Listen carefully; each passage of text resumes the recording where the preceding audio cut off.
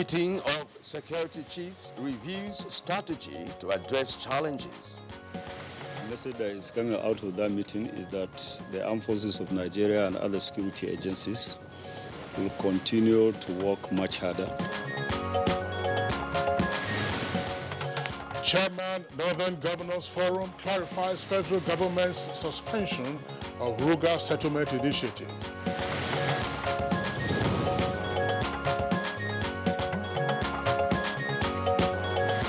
House of Representatives announces majority leaders.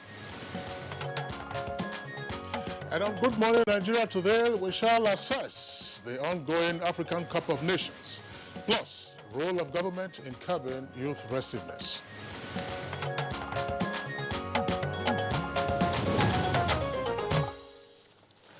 Yes, Kinsley, the round of 16 in the African Cup of Nations ongoing in Egypt begins today. Definitely, Kirian. It's, of course, the 32nd edition of the tournament, and right now we are at the knockout stages, out of the round robin. All right, you're very right, Kinsley. 24 teams made it to Egypt, but after 12 days of action, 8 crashed out of the competition, leaving 16 others to continue with the dream of becoming African champions. Certainly, Kirian. Now, how did the teams that made it to the round of 16 emerge? The 2 top teams from each of the groups automatically qualified for the knockout stages, that is to say the round of 16, with the other 4 being the 3rd best teams across the groups. Of course, indeed. And after the 12 days, the Super Eagles of Nigeria won 2 of their matches against Burundi and Guinea, while they lost to Madagascar. Today in Cairo, that's the capital of Egypt, Morocco, who finished top of Group D, will take on the Republic of Benin. And later on today, of course, Group A runners-up, that's Uganda, will face Senegal. All right, then. The Super Eagles on Saturday will rekindle their rivalry with the indomitable Lions of Cameroon in the round of 16 fixture at the Alexandria Stadium. And the host, Egypt, will, of course, on the same day, lock horns with South Africa. But if you recall, Nigeria has met Cameroon in 3 finals of the African Cup of Nations, and Cameroon beat Nigeria each of the time.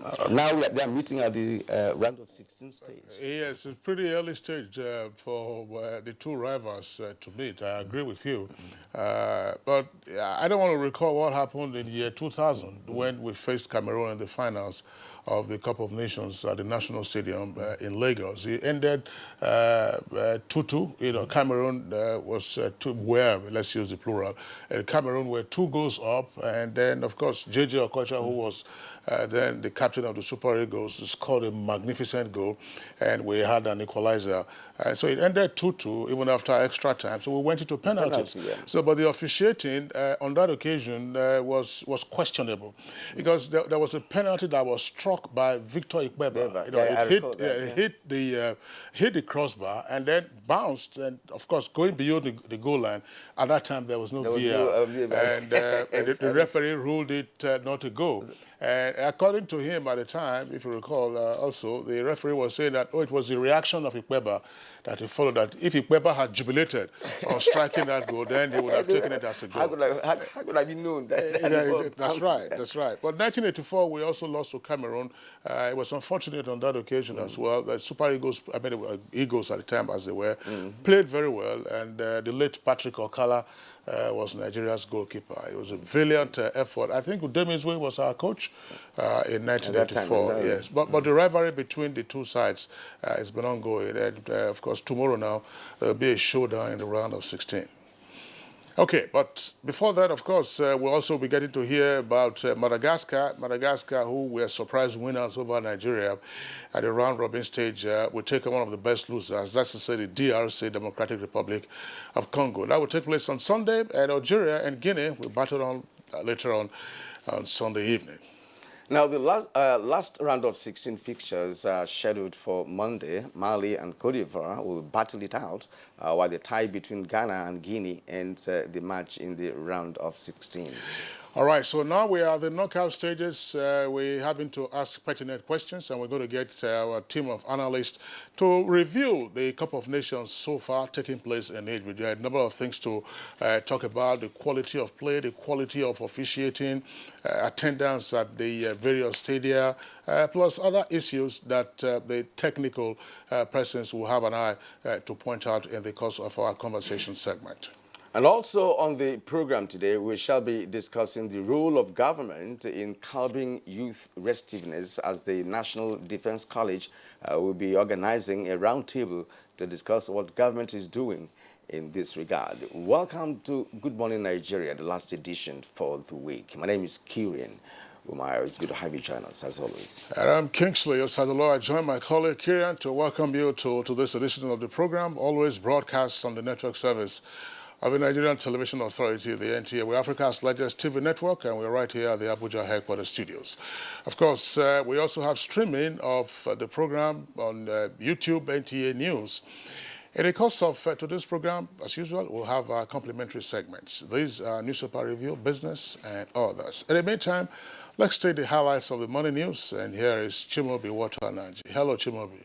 Hello, Kingsley and Kirian. It's good to have you this morning. Good morning, Nigeria, and here is the morning news. The narrative concerning the nation's security issues is fast changing, with a number of successes lately being recorded across the country. With this, security chiefs are calling on Nigerians to maintain the tempo by giving useful information promptly to agencies involved in the maintaining of law and order. This was at a meeting of nation's security chiefs presided over by President Muhammadu Buhari, Chief of Air Staff Air Marshal Sadiq Abubakar. The current strategy being adopted is effective and would continue to be operated.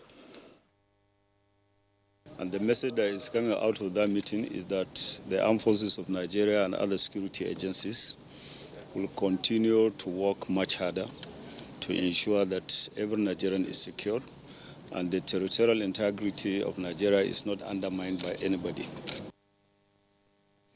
And then on the judiciary, the Federal High Court sitting in Abuja has dismissed the suit filed by the Miyetti Allah Sociocultural Organization challenging the validity of the Ranching and Open Grazing Prohibition Law 2017 promulgated by the Benue State government. The presiding judge, Justice Okun Abang, gave the verdict. Anybody that wants to rear cattle in Benue State will follow the good law pass to ensure that ranching, the best practices all over the world, is maintained in the state. We're going to make sure we follow up through the courts to recover the money which they awarded in our favor. And on other stories now, the Northern Governors Forum has made clarifications in federal government suspension of Ruga.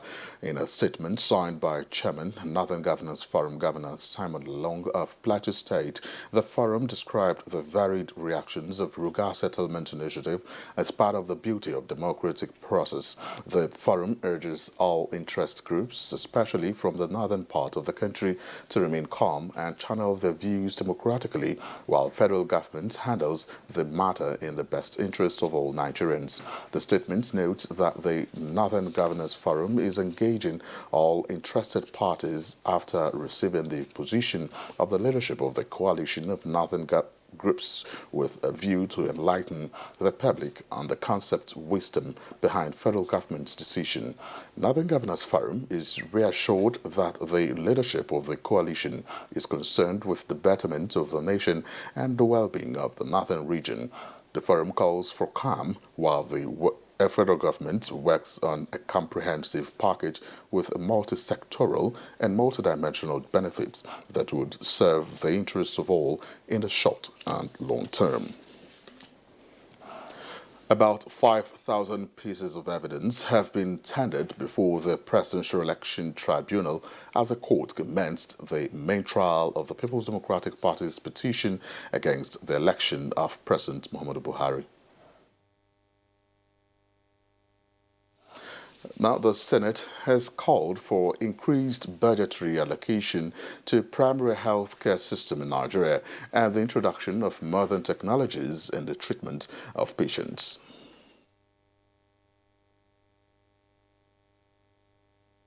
Direct the Ministry of Employment to put in place policies to ensure that every employer of labor has health insurance package for employees. The National Financial Intelligence Unit has made an observation that local government funds have been hijacked by the state governors. Unless we continue to create an avenue for it to be continually maintained, of course the whole thing will collapse again. It should not be made to just be affordable, and it should also be made free. This is something that we need to oversight very well. We must ensure that everything is streamlined. And still with the National Assembly, Speaker, House of Representatives Femi Gbadabiamila has announced names of new House Majority Leaders for the 9th Assembly as contained in a communication from APC House Caucus. Representatives, APC Caucus hereby endorse the following honorable members as principal officers. Honorable Al-Hassan Ado Dogwa, House Leader. Mohammed Tahir Mangunu, Chief Whip. Honorable Inkuruka Onyejocha, the Deputy Chief Whip.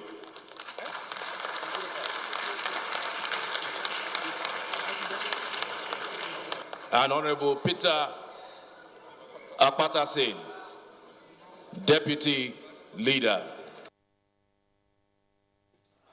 And to other matters now, the media coverage given to the 2019 general election was a clear demonstration of patriotism. Chairman of the Independent National Electoral Commission, INEC, Professor Mahmoud Yakub, stated this in a stakeholders meeting with the media in reviewing the conduct of the 2019 general elections in Abuja.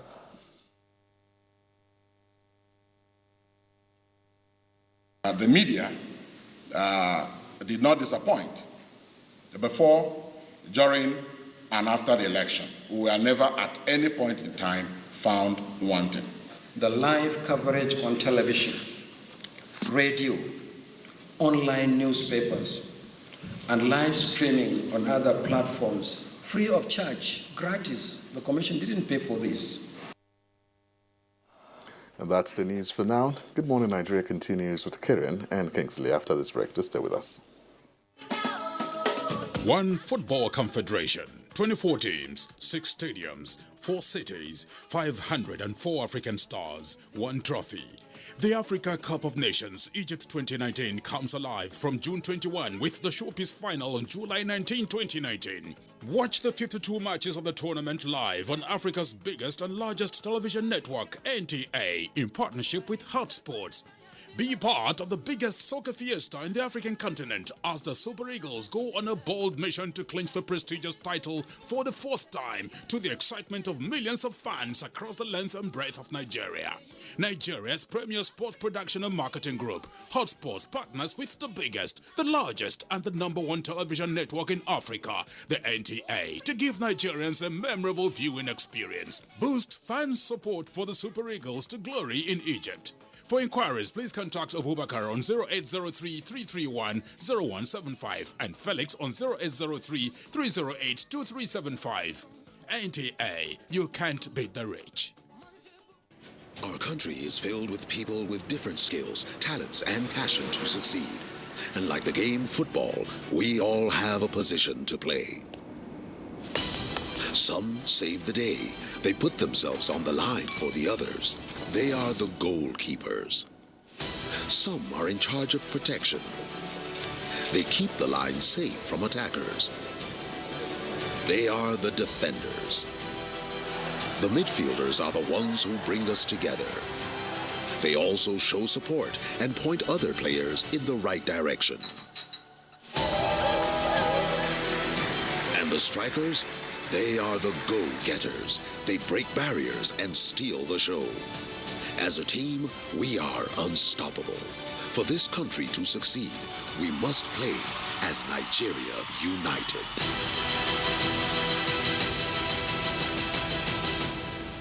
NTA Television College Jos announces admissions into 2-year diploma programs in film and television production, television engineering, and broadcast journalism. The sale of forms will commence on the 13th of May and run through 30th July 2019. Admission forms can be obtained from all marketing offices, NTA state capital stations, zonal centers, or at the office of the academic secretary, NTA Television College, Rayfield, Jos. On payment of a non-refundable fee of 7,500 naira in bank draft in favor of NTA TV College. Applicants can also obtain the forms through the NTA TV College portal at www.ntatvc.edu.nj. Applicants are required to possess 5 credits in GCE or SSCE in relevant areas of study in not more than 2 sittings, including English and mathematics. All properly completed forms attached with photocopies of credentials must be submitted on or before 30th July 2019. For further inquiries, please visit our website at ntatvc.com or call 0803-3144-383. NTA TV College, training you to be the best you want to be. Registrar, Announcer. Milo Ready to Drink with Active Go is made with the natural goodness of milk, malt and cocoa with essential vitamins and minerals, so you can pack the winning energy of Milo into your lunchbox to make sure your jump is always ready to keep winning every day.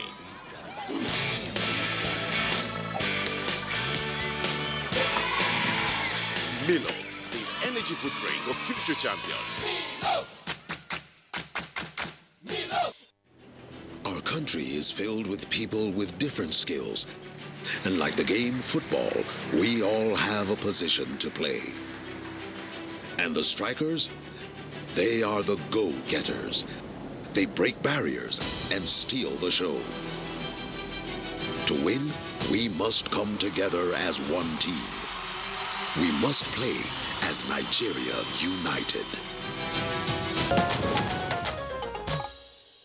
You're welcome back, and it's still Good Morning Nigeria, reaching you on the network service of the Nigerian Television Authority. Now, just before we take business, which my colleague Kieran will be introducing. Kieran, I just wanted to reference our banter while introducing the topics for today. We're talking about the clashes between the Super Eagles and the Indomitable Lions of Cameroon. And I was recalling, excuse me, what happened in the 2000 African Cup of Nations final in Lagos. And I did say that J.J. Okocha scored a marvelous goal against Cameroon. But at that time, he wasn't the captain of the Super Eagles. The captain of Super Eagles at the time was Sunday Olise, who after the match, of course, was so inconsolable that the then Vice President, Atiku Abubakar, who was the special guest of honor, who, of course, handed the trophy to Cameroon, had to do all he could to pacify him.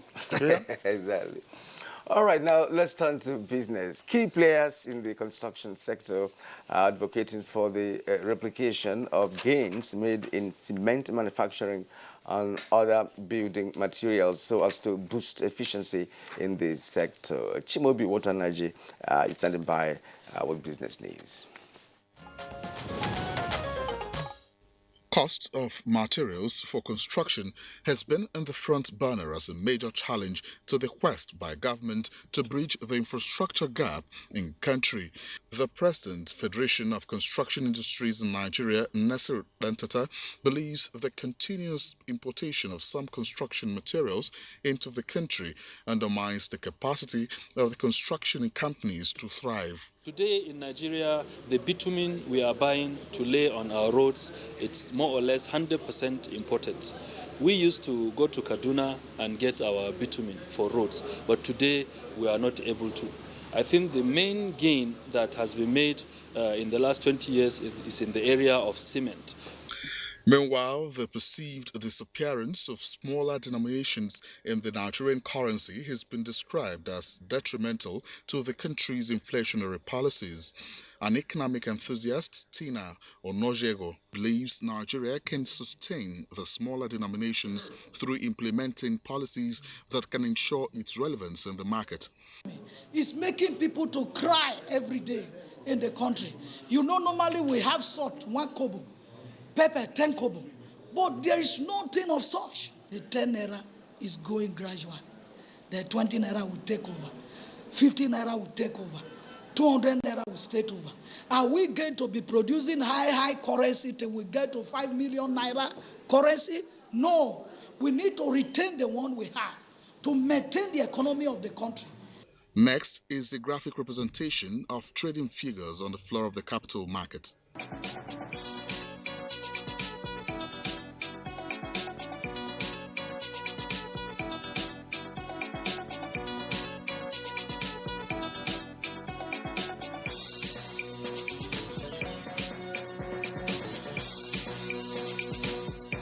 With business news, I'm Chimobi Walter Naji. All right, thank you very much, Chimobi, for that business package. Up next for us now, we'll take a look at the front pages of some of the papers we have this morning.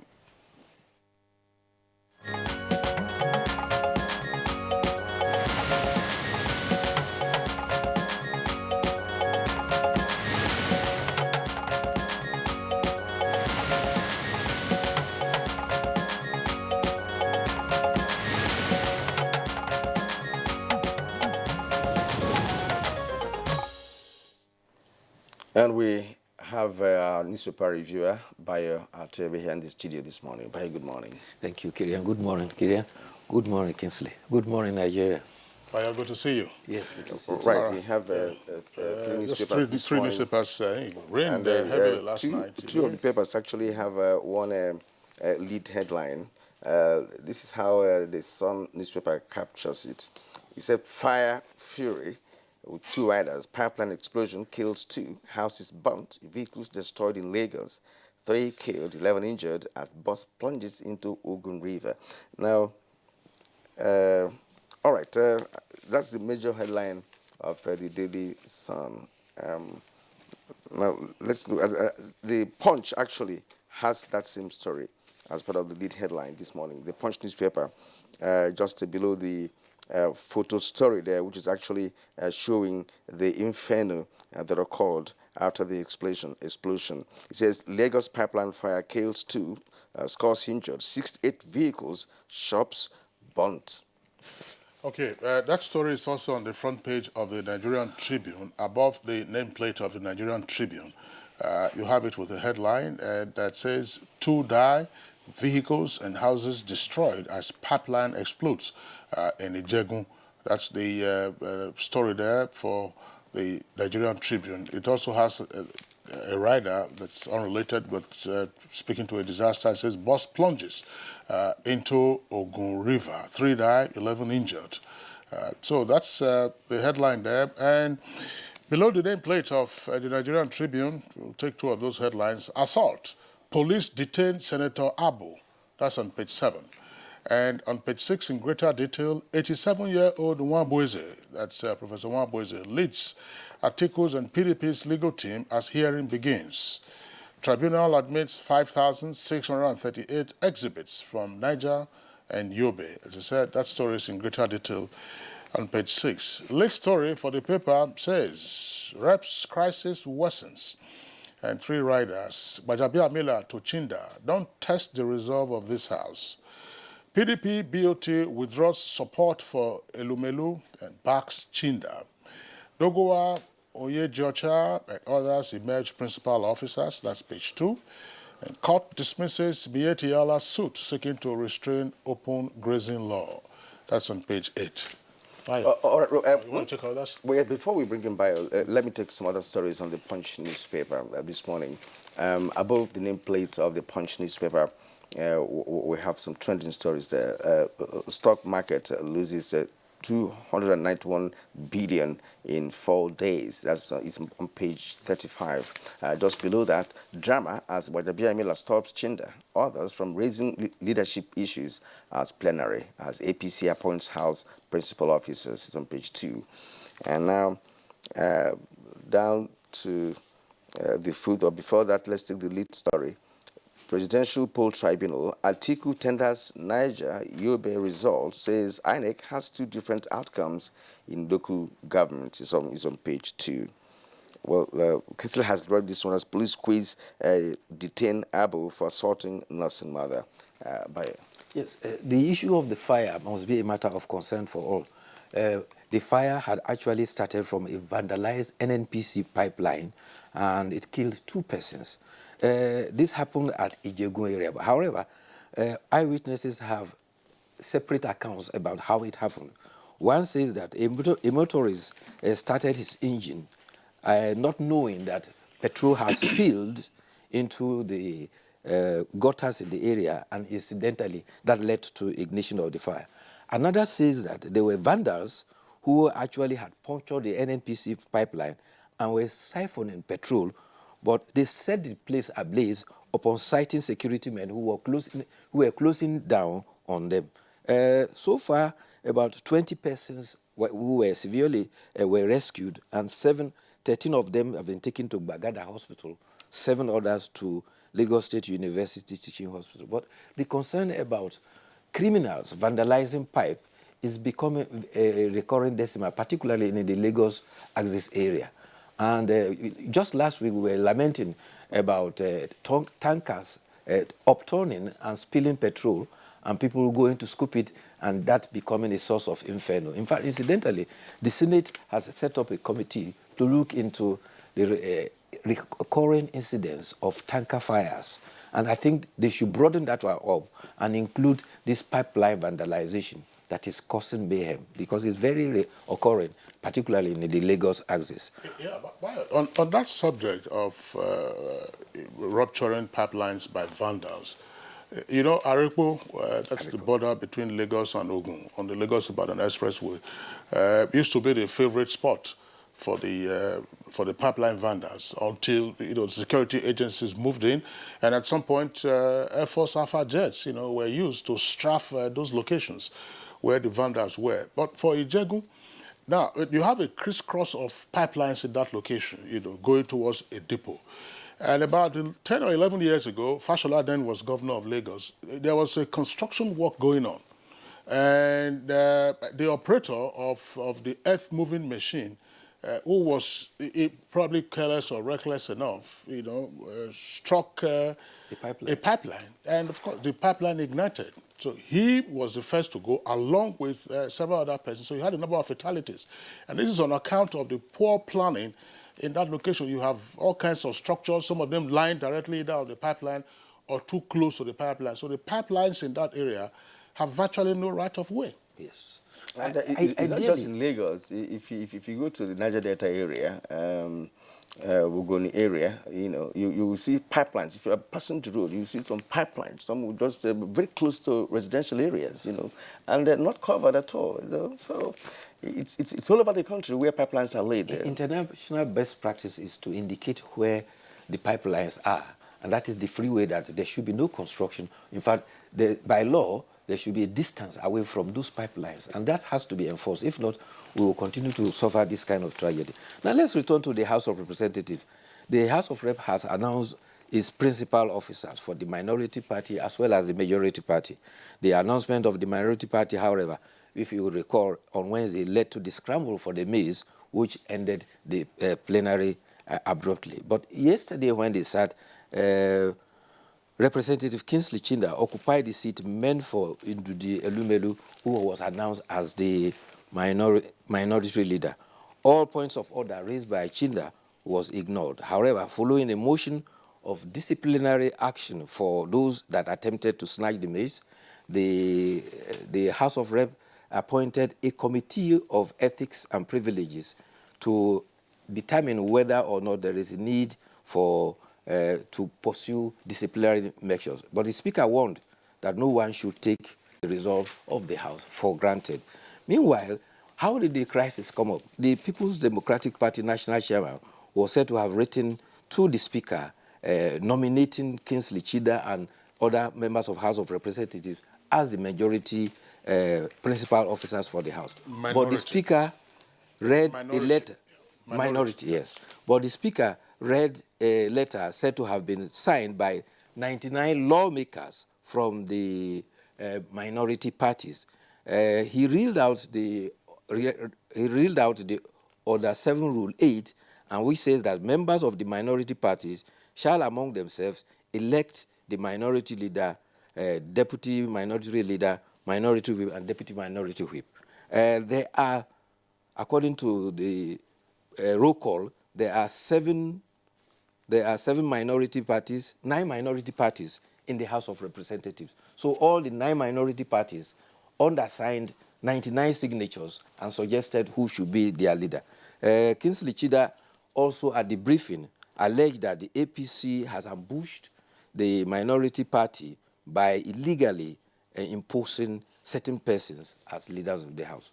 So again, we are back to the argument of whether it is the House members, the legislators, that should elect their members, or suggestions should come from outside. We had the same thing when we were talking about the principal officer, the Speaker, and the Senate President earlier on, but somehow sanity prevailed and that has been resolved. We hope that this will not constitute any problem for the House settling down to its business. Well, we just hope so. We hope so because what happened in the Senate? It's become a recurring decimal when it comes to positions, at the National Assembly. It becomes another round of a kind of election all over again. That's right. And many Nigerians are disappointed in that because some of the members of the National Assembly have been there over time. They've been there time and time again. So, they should know what the practice is. What they should know, and it is not just sufficient to say that. I believe so. It is sufficient to say that, you have X number of parties that are in the minority, say 9 of them. What are their numbers?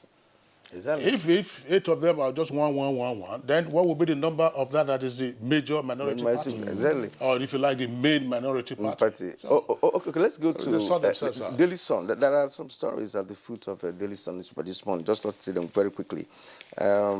Although also read in the other paper by Kingsley. More trouble for Senator Abu. Photojournalist accuses lawmaker of assault over debt. That's a rider to that. It's on page 39. A prof at center of Nigeria-Ghana face-off opens up. It's on page 33. I went into hiding as my wife was in danger. Ruga, northern governors meet groups over 30-day implementation ultimatum. With a rider, why Nigerians must resist government, PFN. The story is on page 6. Let's bring back Bayo now. Yes, the issue of the running story that's been going on the week. First, the Adama senator who assaulted a nursing mother at a sex toy shop has submitted himself to the police for interrogation. A photographer has also come and alleged that the same senator had assaulted him after he engaged him to work for him in faraway Adamawa State, and he refused to pay him. So the police has also launched an investigation into the rape allegation against the cleric. At the last point of call, the accuser is now reported to have formally filed a complaint at the police station. Talking about the senator from Adamawa, the sad thing is that he is now described as a beneficiary of the not too young to run. And having joined the power brokers, the young people are now complaining that he's behaving as if he's above the public. And they say the youngest of them all yes. in the Senate. So probably he should teach himself that he's not too young to restrain himself, especially his temper. That's right. Taraba State has a law now. It needs some lessons in anger management. Anger management. If a man can exhibit that kind of temper at a nursing mother, I can imagine what can happen with him and his spouse at home. Well, I think one other point, Bayo, I'm sorry we're dragging this, one other point is that he should consider himself also lucky.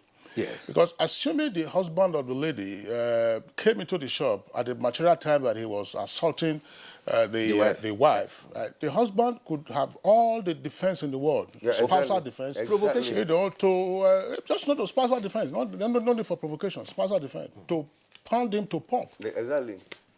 Anyway, Taraba State now has a law of death sentence penalty for anybody found guilty of kidnapping. Governor Darius Ishaku signed the bill into law, and he says that it will help check the case of kidnapping that has become rampant in Taraba State. Case of kidnapping is said to be so rampant that senior civil servants and government appointees have abandoned their homes. They don't live there because kidnappers follow them to their home to pick them up. And the senior special assistant to the Governor Darius Ishaku on media and publicity, Baladan Abu, says that the law is to check kidnapping for money, which has become very rampant in this state. All right, but we're taking editorial from the Daily Sun. Yes. Now, but just before we do, there's a story on page 7 of the Nigerian Tribune. This is a running story. It said 9 Nigerians died in Libya migrant detention center airstrike. That 9 Nigerians are reported to have been confirmed dead amongst the 44 who were killed on the early Wednesday's airstrike on the migrant detention center. This is attributed to a statement, according to the media aide to the CEO of the Nigerians in Diaspora Commission. So that's that story. Now, let's take the editorial at page 15 from the Daily Sun newspaper, providing free basic education. Okay. Yeah, before I go there, can I quickly draw attention to the Super Eagles? They have assured Nigerians of victory on Saturday's match over Cameroon. Let them enter the pitch tomorrow. Exactly. So this is of assurance should not come in. Well, everybody is worried, but they said the lessons have been learned, and they have intensified their training. Technical crew has also worked hard on them, and they have perfected their attacking specialties. As at yesterday, they also went into penalty training. You will recall that 3 of the instances that Nigeria have lost to Cameroon, 2 of them were actually on penalty. The other one was action speaking louder than words when Victor Ikpeba kicked the ball and held his head, and the referee surmised that apparently it was not a goal. But Nigerians are saying to the Super Eagles, talk na duo, tomorrow they must do as they have 90 minutes or 120 minutes. Yes. It's knockout stage. It's either you knock the opponent out or you are knocked out. Yes. Now, on the basic education, the president has addressed the National Economic Council to commence process for implementation of free education. This is in consonance with the Section 18.3 of the Constitution, as well as the Free Basic Education Act, which is now a law. Specifically, governors have been advised to entrench free education, particularly by providing for schools, teachers, and teaching materials. And it also have been enjoyed that local government and their chairmen should also be mobilized to ensure that free education is enforced. While the editorial is commending the initiative of government, it has observed that there is a lot more that needs to be done, particularly that the UNESCO recommendation is that 20% of budget ought to be dedicated to education, and Nigeria's percentage budget for education is far, far, far, far less than that. And they also surmise that by the year 2050, it is projected that Nigeria's population will be 400 million, and by that time, the 40% of that population will be children of school age, that is 160 million. And so we should better now start laying our bed properly before we lie, in the sense that we should prepare to amend the revenue allocation formula to ensure that there will be enough resources to prepare for the future. If not, by 2050, we will have about 160 million children of school age that has to be catered for. Presently, 13 million out-of-school children is the challenge that we have to face. The government must ensure that every Nigerian child of school age is not out of school. Bayo, well, thank you for being with us today and indeed all through the week. We hope you will enjoy your weekend. And in particular, you will enjoy watching the Super Eagles tomorrow. I'll be so see you on Monday. All ears tomorrow. Okay. All right, Bayo, I'll see you on Monday. It's Good Morning Nigeria, still on the network service of the NTA. We're taking a short break now. When we return, don't forget we have 2 topics for discussion, one of which is, of course, a review of the African Cup of Nations so far.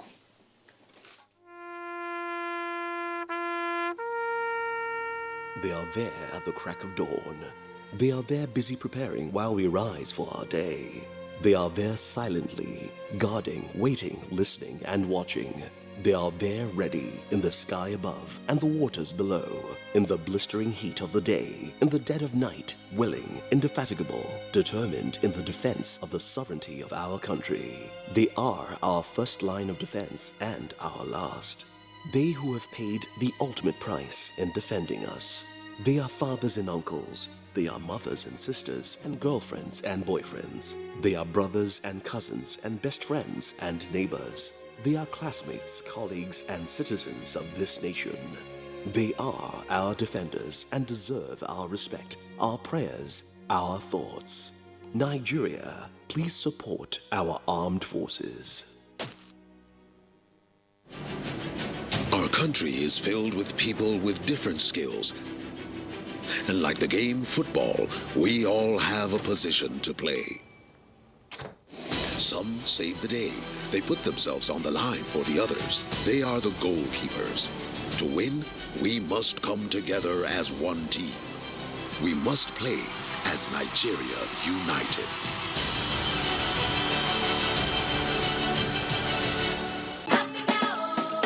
One football confederation, 24 teams, 6 stadiums, 4 cities, 504 African stars, 1 trophy. The Africa Cup of Nations Egypt 2019 comes alive from June 21 with the showpiece final on July 19, 2019. Watch the 52 matches of the tournament live on Africa's biggest and largest television network, NTA, in partnership with Hot Sports. Be part of the biggest soccer fiesta in the African continent as the Super Eagles go on a bold mission to clinch the prestigious title for the 4th time, to the excitement of millions of fans across the length and breadth of Nigeria. For inquiries, please contact Abubakar on 0803-331-0175 and Felix on 0803-308-2375. NTA, you can't beat the rich. Do you desire to master new techniques and technologies of camera operations? Then you must attend NTA TV College Special 4-week intensive course on modern camera operation techniques. The course is designed for cameramen in private and public television stations, ministries, departments, agencies, and faith-based organizations. Take advantage of the course to upgrade your professional skills in single and multi-camera operations within just 4 weeks. Also, a special course on intermediate online news reporting skills for journalists, multimedia producers, and freelance reporters will run concurrently. Take advantage of NTA TV College's special 4-week course on online news reporting to upscale your capacity in computer-assisted reporting, social media content production strategies, online media platforms for dissemination of information, and much more. The venue for both courses is the serene and secure environment of NTA Television College, near Old Government House, Rayfield, Jos, Plateau State. Date 8th July to 2nd August 2019. Course fee 100,000 naira only per participant. Accommodation inclusive. For more information, please call 0803-314-4383 or 0806-980-9807. NTA Television College, Jos, training you to be the best you want to be. All right, welcome back, and it's still Good Morning Nigeria, live on the network service of the NTA. Earlier, we did say that we're discussing the role of government in handling youth restiveness. We have with us on the studios 3 guests who will be taking on this topic. First, let's welcome Professor Yusuf Zwaka, who is the Dean of Social Sciences at the University of Abuja. Professor Zwaka, pleasure to have you with us on the program. Thank you. Good morning. Okay. Also here with us in the studios is the head of the Department of Political Science and International Relations at the University of Abuja, Professor James Nda Jacob. Professor Jacob, pleasure to have you with us. Thank you for having me. Good morning. Okay. And Group Captain Sadiq Garba Shehu, retired Senior Research Fellow at the National Defense College and International Peace Security, of course, and development expert. Good morning and welcome to the program. Good morning and good morning, viewers. Yes, gentlemen, youth restiveness grew within the past 10 or more years in Nigeria, and that called for a big question. It has become a challenge over the years. But let's begin by asking you to take a look at the main causes of youth restiveness in Nigeria, and I'd like Professor James Nda Jacob to start. Well, youth restfulness is not just in Nigeria, it's a global phenomenon. The world is battling with it, but basically we are talking about Nigeria, and it is caused by multi-dimensional causes, and we need several phases to be able to deal with this problem.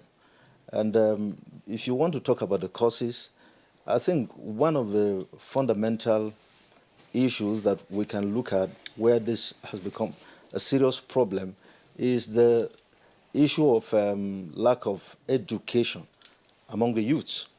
One of the things that the government must do is to push for formal education. And formal education shows, the way that this issue can be dealt with. Character is built, values are inculcated, through formal education. And if you get a stark illiterate, you can manipulate him.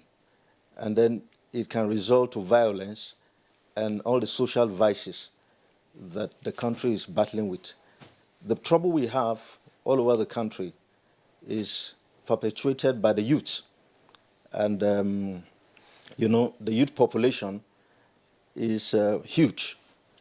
The 2006 census tells us that the youth population is about 45.4 million people, youths, million people.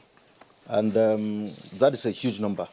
And between 2006 and now, the Nigerian population have grown. And that is why we have this all over the country. And the government need to wake up and do something about it. All right. Thank you very much, Professor James Jacob. Let's bring in now the Dean of the Social Sciences at University of Abuja, Professor Yusuf Zoaka. Other than the causes, which you can frame into your response, have we done a proper evaluation of the responses, institutional, governmental, corporate, or otherwise, to the question of youth restiveness in Nigeria? In other words, how strategic have we been in responding to youth restiveness? Well, I think among the other factors that we could also discuss that has, contributed to youth restiveness is, of course, the issue of unemployment, the issue of poverty, the issue of, the fact that the youth themselves are not, making use of maybe the ICT resources in a very positive manner. So when you look at the impact of globalization, on the youth, we tend to, go for the, aspects of globalization that are not really very positive, maybe the negative ones. But in terms of the response of the government, I think the government has always been reactive rather than proactive.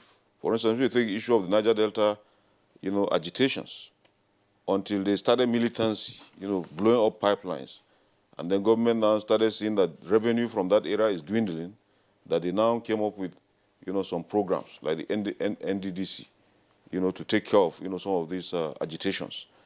And if you look at the strategies maybe that the government has deployed, when we take the National Youth Policy, of course, you have about 18 items in the National Youth Policy addressing different aspects, of youth, maybe education, health, ICT, security, and several things like that are supposed to be addressed, by the National Youth Policy. But the issue now is that, is there a properly outlined coordination of all these activities that are supposed to be carried out by different agencies of government? For instance, if you take NAPTIP, for instance, we have immigration. Youths are immigrating, and some of them getting stranded in Libya, and their organs harvested, for sale, in Europe. But NAPTIP have already taken it upon itself by going out, and taking census of these youths and also repatriating them back to, Nigeria. I think if we can have, organizations working positively towards ensuring that they do their job, because when we talk about youths, I think most times it's the sports and recreational aspect that the Ministry of Youth itself is maybe focused on. But it goes beyond that. And when we look at it, also the kind of personalities that are appointed into such positions, you need somebody who is maybe a social scientist, that will understand some of these issues, or somebody who has an interdisciplinary approach, to these matters, because they are very diverse, areas, including health. We talk about HIV/AIDS and all sorts of things that, government is supposed to be focused on in trying to address these issues. But I think government is not really very strategic, in solving the matters, and that's why, we can see that there's an upsurge, in the restiveness. All over the country now, you have issues of kidnapping, issue of, insurgency. All these things are happening because there's no proper coordination. And you see, we need to also look at governance. If you don't devolve governance to that level where the people are living, and every small problem you're focusing, you look at Abuja, but, within the communities, you can have some community, government, local government, which is already moribund. and they're trying to revive it. Then the state governors, they're in their own heaven. So when you look at all these dysfunctional, governments, they're not functioning towards resolving these problems. Therefore, we're not able to, get, our youth to do the right thing. I think unless we begin to do that, we're not likely going to get over that problem.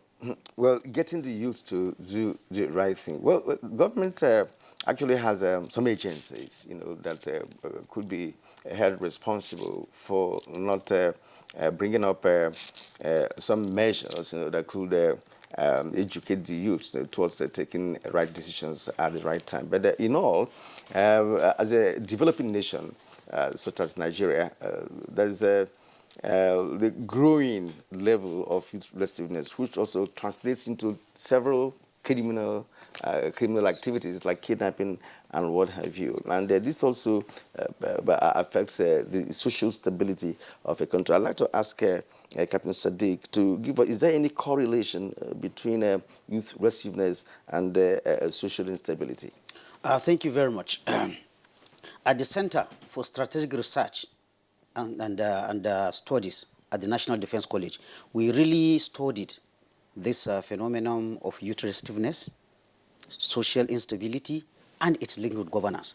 And that is why in next Monday, the center, which serves as a think tank for both the Nigerian government and the NDC itself, in collaboration with the Central Bank of Nigeria, in a collaborative arrangement between the commandant of the ADC, Rear Admiral M.M. Kadri, and the Central Bank of Nigeria, is organizing a one-day workshop on this issue.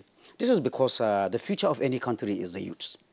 And definitely, just like Professor Zwaka said, there is a link between these issues, social instability, and also governance. This roundtable that we're organizing, we want to bring all stakeholders because we have heard of multi-stakeholder involvement in this issue. So many agencies are involved in addressing the issue of youth restiveness. So that is why the center is organizing this workshop where all the relevant MDAs will come. And ahead of the workshop, yes, what were your preliminary findings and what were your preliminary evaluation results of approaches previously adopted in dealing with youth restiveness? Thank you very much. Beginning May to April this year, with support from the CBN, the center sent a team of researchers to the field, to various states of the Federation, to look at this issue of youth restiveness. And it is the result when we found the causes, the challenges, the policies that will help government. It is as a result of that that we are convoking this roundtable with a view, as part of our mandate, to provide, possible and actionable policy options to the government. And in this research, some of the issues we discovered, as has been said by the other, issues like poverty, unemployment, lack of education, even though I would like to say not even lack of education, even the quality of the education. Because when you say lack of education, definitely illiteracy will lead to somebody not getting a work. But the issue also is also that of education. What kind of education? Our education so far is based on the kind of traditional formal education. But the world has moved beyond there. You have to look at non-traditional type of education. In all honesty, I don't think I'm the one. You meet somebody who has finished secondary school, for example, and he tells you, I'm looking for admission into the university. What do you want to study? He wants you to help him. He said, any course we have, I will manage it. Now, this shows me a flaw in our educational system. It didn't used to be like that. At SS2 ending, into JSS, the final year of JSS into SS1, a student should be able to know where are my strengths, where are my weaknesses.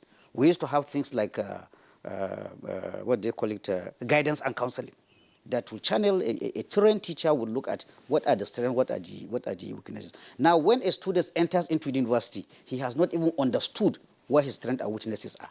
You are preparing a youth that is going to be useless to himself and useless to the society. He also talked about moral inculcation.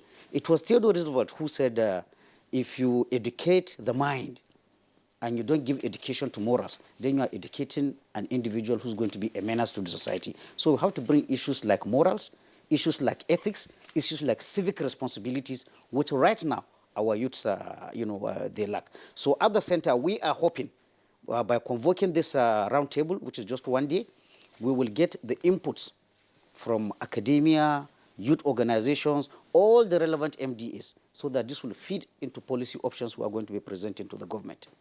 All right, Group Captain Sadiq Shehu, thank you very much. But some persons would ask whether you aren't making some sweeping generalization about the Nigerian youth and the quality of education that they receive, and some of them, as you claimed, that they have no sense of what their future career paths would be.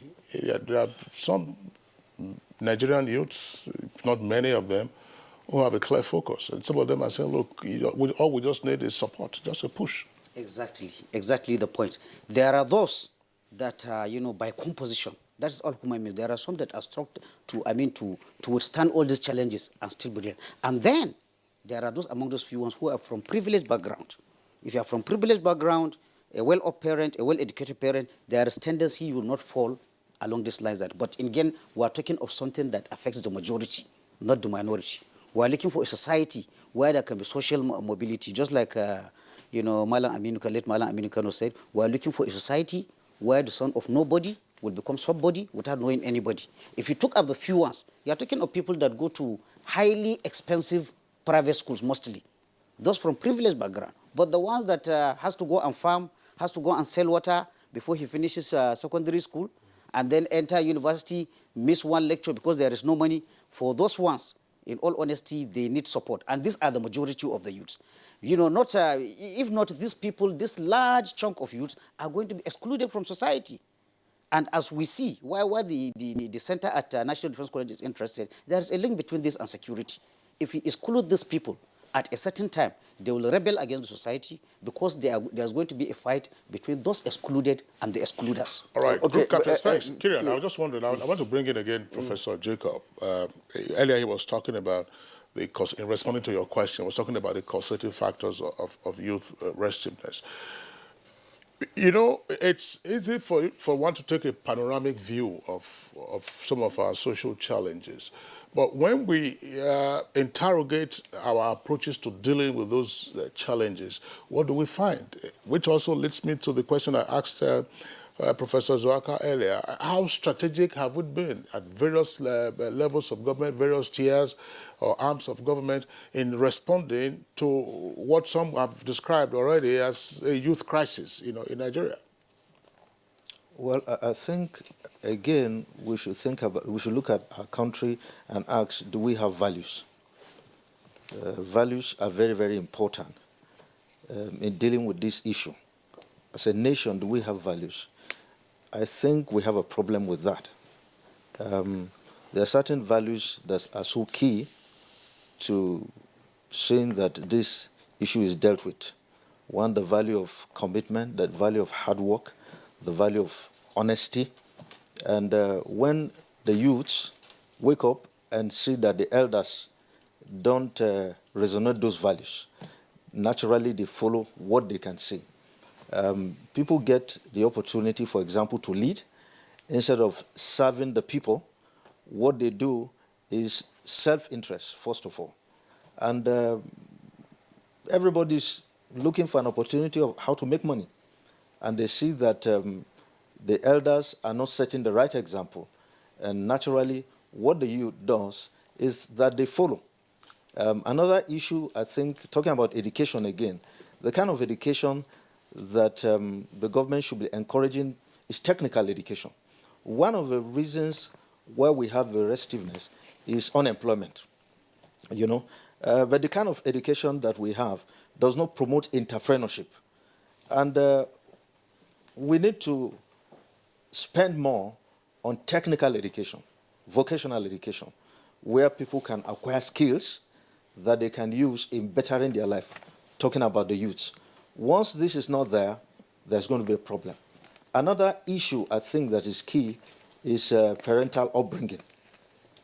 The parents must be there for their children and inculcate the right values in them.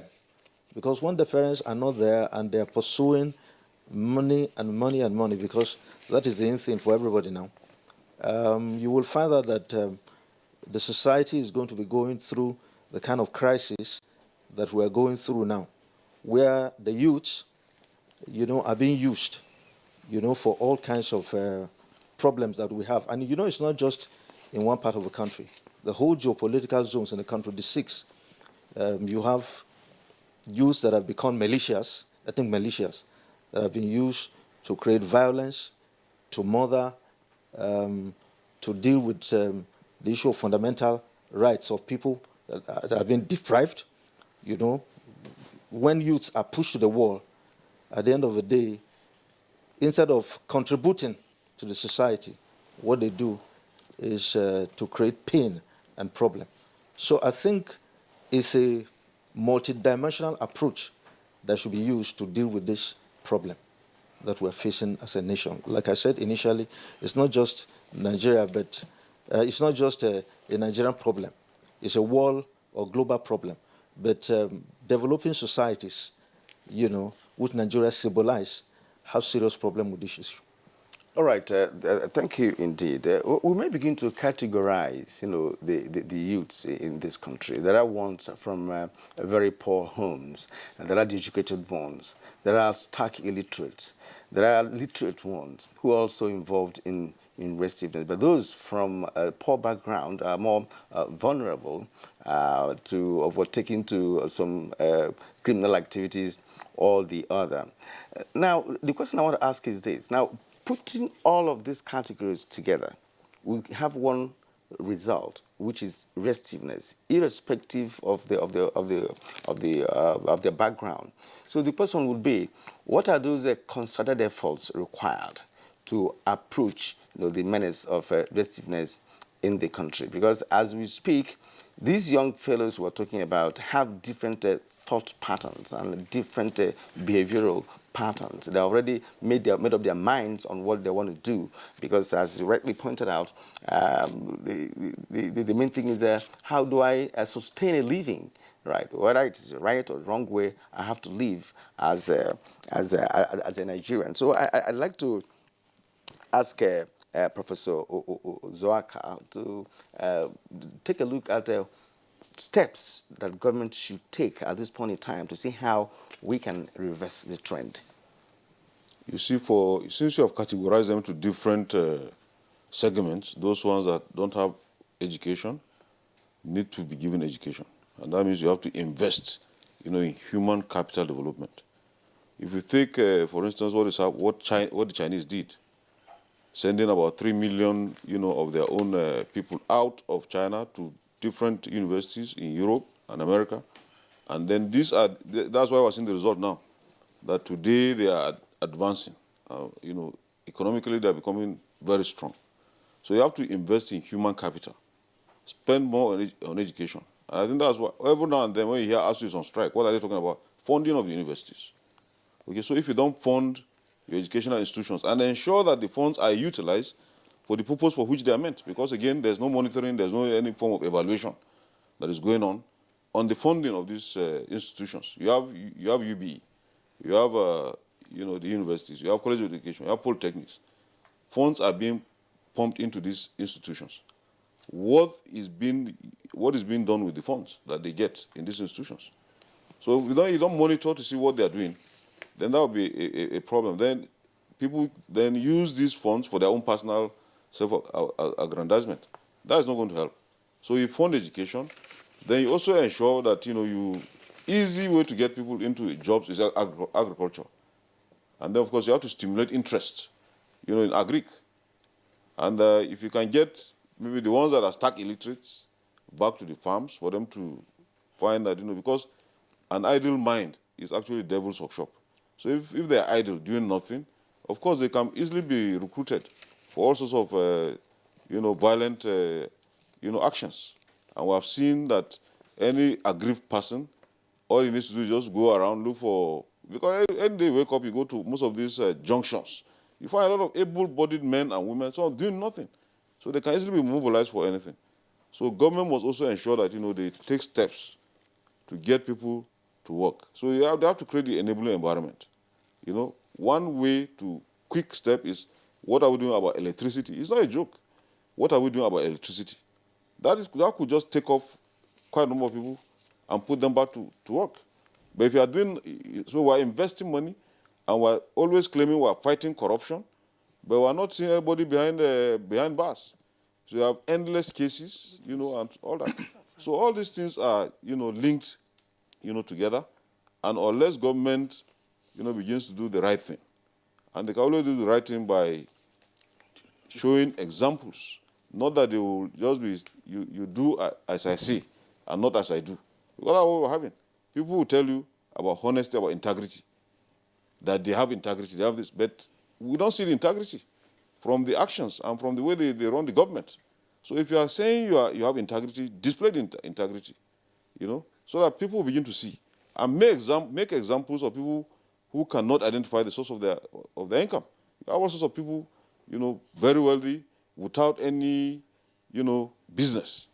So you cannot continue to have that, and then you think that you're going to we're not going to move anywhere. All right, Professor Yusuf Zaka, thank you very much for your views. You said that you don't find people behind bars, on account of the fight against corruption. There are two former governors who are behind bars. One former governor of Taraba, another former governor of Plateau. A number of assets have also been forfeited. And I'm sure, you can replicate those examples if you go. There are cases that are dragging on regardless, as you pointed out. But let's bring in again Group Captain Sadiq Shehu. There is a national policy on the youth, or a national youth policy. What, in your opinion, has been the challenge with translating the ideas therein into ramping up the well-being of our youth and thereby curbing youth restiveness? Well, like it's often said, Nigeria is not short of policies. It is always in the implementation. During this research conducted by the Center for Strategic Studies, we actually identified some ministerial guidelines, that has to do with youth. So some of them, in general, they are good. But however, in implementing them, that is where where the problem crops up. That's why at the end of this, we are going to suggest practical steps of aligning all this so that we have synergy across all the relevant MDAs, and then with practical, actionable solutions. Let me please briefly permit me to talk about the solutions that somebody asked. At the center, we believe from the research, what we find is that another solution that could be to this youth restiveness is a society that is very inclusive. You have identified about 3 strata of youths based on their background. An inclusive society should be a one that aims to encourage political, social, and economic participation of everybody, irrespective of his background, irrespective of his family upbringing. Now, when you have that, you will reduce the tension between those who feel excluded and the people that they feel they exclude them. I will also come back. One of my colleagues here talked about education, technical education. We have to think out of the box. The world now is not about formal, certificated education. We are talking about, jobs now that have to do with soft and technical skills. We are moving from what we call white-collar jobs to what is now called new-collar jobs. New-collar jobs, they emphasize, skills. They have soft skills. In all honesty, we hear a lot of complaints. The people, yes, there is no opportunities, but even where there are opportunities, if you are involved in any recruitment, you find people who have finished university school, but they cannot sell themselves. They cannot write a good CV. They cannot write a good motivational letter that will make them employed. So definitely we have to look at that. Again, we have to look at the role of parents, the role of society, the role of the community as a whole. We have lost our values. Captain Shehu, yeah. I'm not cutting short, but I want to remain with you. You just mentioned here that Nigeria is not short of policies, but it is an implementation. Yes. Likewise, Nigeria has not been short of workshops, such as the one you are trying to embark on presently. And what happens after workshops has always been that the communiques are never properly implemented. So is there going to be a kind of a follow-up after this planned workshop to ensure that whatever will be the outcome of the workshop are implementable, and that there are agencies, particularly and specifically, identified as the agencies that will ensure the proper implementation of whatever will come out of that workshop? Thank you very much. We are not unmindful of the fact that a lot of workshops get organized, but nothing comes from it. But in this, I think the Center for Strategic Studies is lucky, because we are situated inside the National Defense College, where by virtue of our mandate, we have the opportunity of bringing top policy makers, and making available the fruit of our research available to them.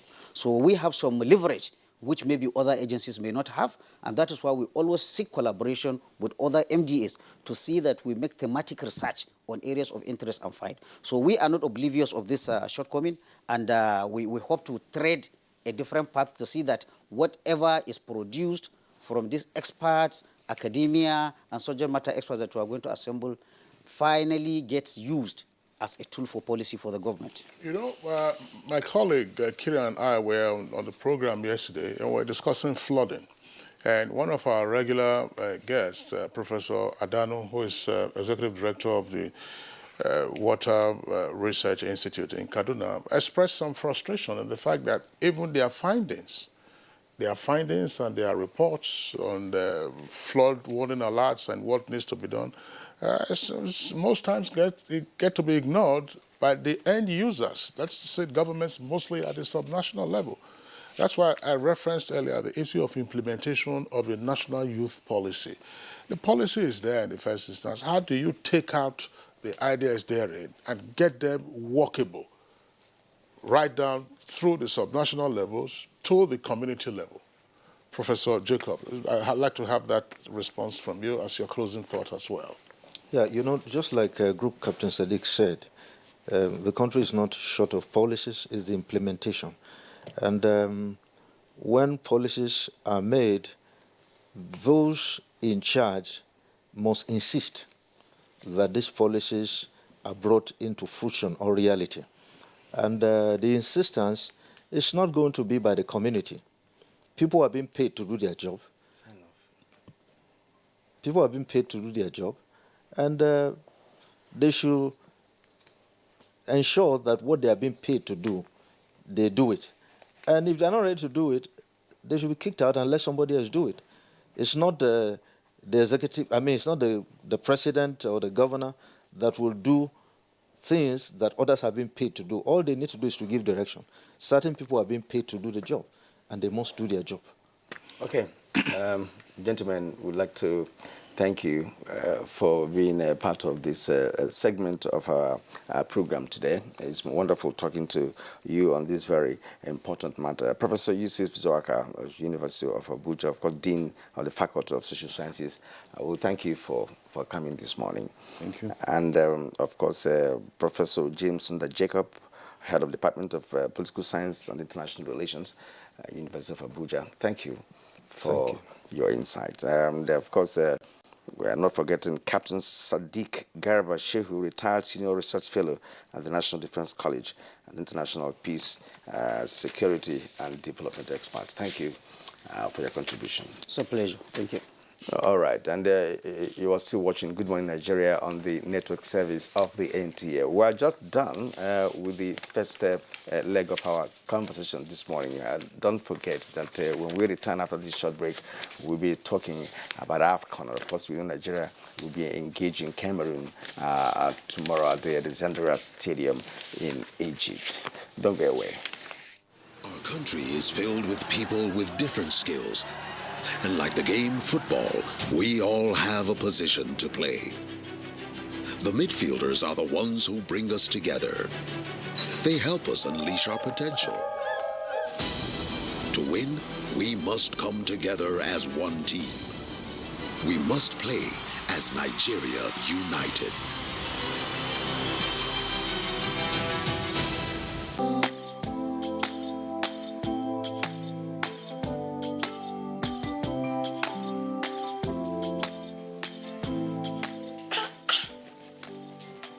Don't you people sell imported materials here? As beautiful as the shop is. Auntie, buying foreign goods does not help our economy. Neither does it boost local production. And the good thing is Nigerian-made products are high quality. Really? And to make Nigeria great again, that is why I only sell made in Nigeria products. Because change begins with me. I'm convinced. Change begins with me too.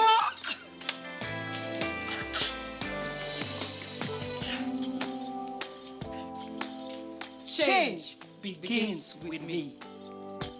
This message is brought to you by the National Orientation Agency in conjunction with the Federal Ministry of Information and Culture. Okay, you're welcome back, and it's still Good Morning Nigeria live on the network service of the NTA. Our second topic for discussion, of course, as my colleague Kirian indicated, we're assessing the ongoing African Cup of Nations, so Nations Cup, taking place in Egypt. And just before we bring in our two guests, let's get this vox pop from our correspondent Kunle Adeyeye, who saw the views of some Nigerians.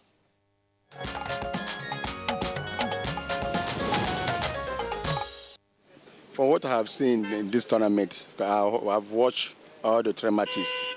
African football has improved. I think the officiating so far is very, very okay. It's encouraging. But you see, there's one thing about Nigerian football in particular. We have problem of selection. The coach needs to improve. He needs to change his tactics. If Super Eagles, they go their next match with Cameroon with the heart, with Nigeria at heart, they forget about it. They have problem, of money and this, and they put the country at heart first. You understand? Definitely they will make it, because the way I see the Cameroon yesterday, honestly, I know that Super Eagles can beat them hands down. The performance, we are disappointed somehow. You can see from the matches. To an ex, it's like we are not ready. Meeting Cameroon now, we don't have any much hope. Because if they are better prepared, definitely it's going to be something else again. We have to plan Nigerian football from scratch. Let it be a 10-year plan from now, maybe, where we'll start grooming younger ones with the aim of making something better in the next 10 or 20 years. If just picking from anywhere, I don't think we can ever get it right. And there should be a consistency in having a coach that will go about grooming the younger ones. Picking them, let it be a national issue, where from primary school, secondary school, we'll be picking gradually, putting them in the right way. Before that time, then we'll start celebrating. The tournament is moving very well. Despite the fact our Super Eagles, their performance is not up to the level we're expecting. But I believe with due time, just the way it happened, especially football, it comes the way you see it. But I believe by the grace of God, things is going to be improved.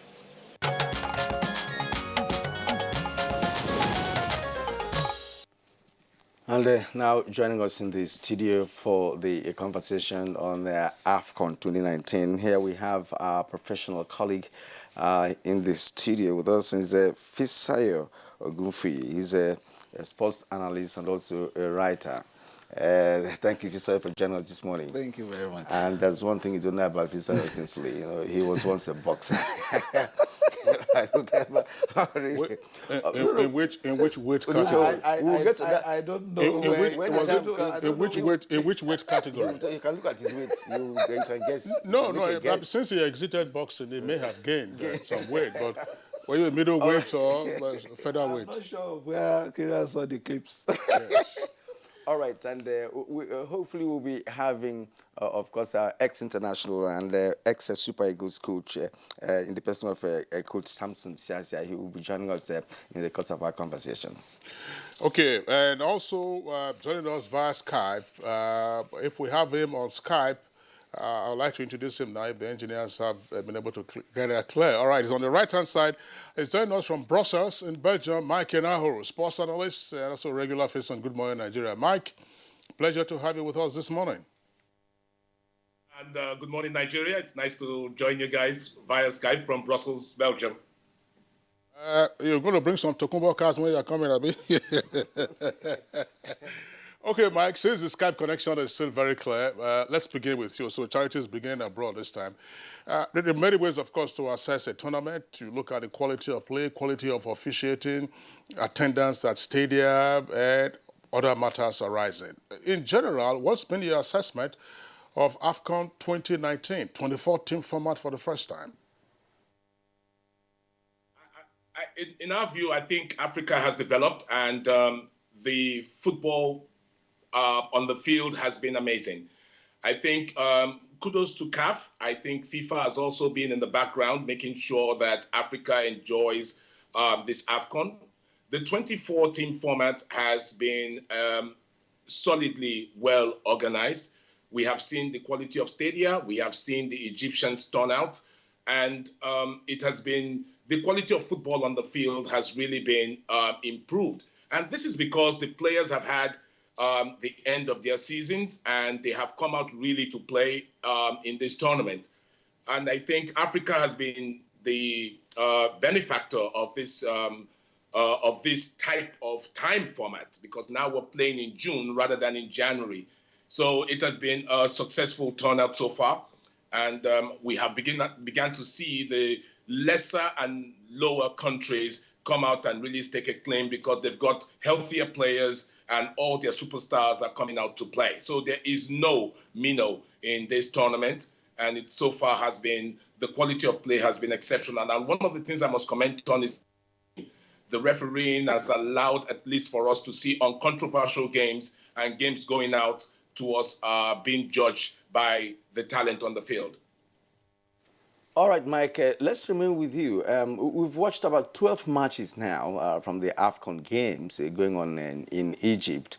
And talking about the quality, many people may differ from your opinion in terms of the quality of games. Because some say due to the addition of more number of countries participating in AFCON, that the quality has dropped to a reasonable extent, considering some of the matches there were just not of whatever standard they meant. But I'd like you to make comment more on the issue of the quality of games. So, of course, even on at the head-to-head, if you like.